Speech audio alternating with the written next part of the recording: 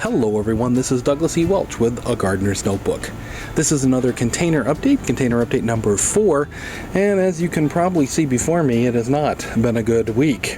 It's been a couple weeks actually since I did an update, but we didn't have many tomatoes on the property, but you can see here that this one and another one we had in a pot has succumbed to what I'm guessing is blight.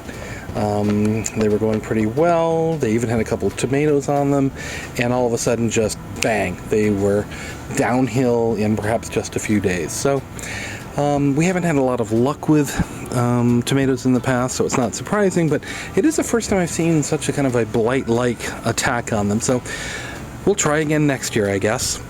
On perhaps a slightly happier note, we have had a few more harvests, small harvests from our kale plant. It's nice to just have this around and be able to pull a few leaves off to have with our soup, which we did a couple times in the last couple weeks. Our strawberries are going. They're not growing quite as fast as I hoped they might, but they are still growing. And finally in the background, let's see if I can zoom in on that a little bit.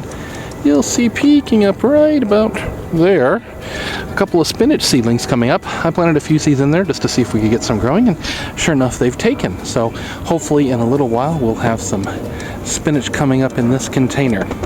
In perhaps our biggest success story, I've been watching this cucumber plant and I noticed the relatively small cucumbers going here and was kind of wondering why they weren't growing faster. Only today when I came out did I notice this behemoth here. He's been hiding out under the leaves. Hadn't even noticed him. He's fully on his way to becoming a mature fruit, and it looks like we actually will get some cucumbers off this plant, so I'm really excited about that. I'll be happy to see where he goes. The plant continues to grow.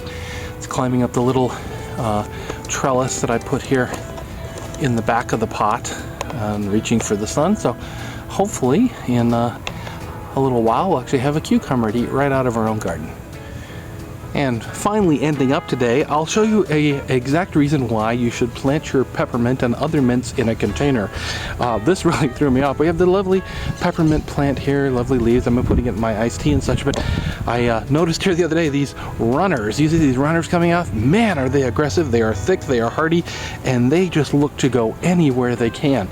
I've often heard about planting peppermint in a pot in the ground, and now I see exactly why. Although I also see that it's very possible that these runners would simply come out of the pot, touch the soil, and take off. So remember, mint can be a little bit invasive, so that's an exact example of what you need to avoid. If you're really good at it, you can notice them and clip them off, but leave them for any length of time and you're sure to have mint everywhere in your garden. That's it for this container update number 4. You can always find more information on the blog at douglasewelch.com. Join us on A Gardener's Notebook. Leave your questions. I'd love to hear what's going on in your garden.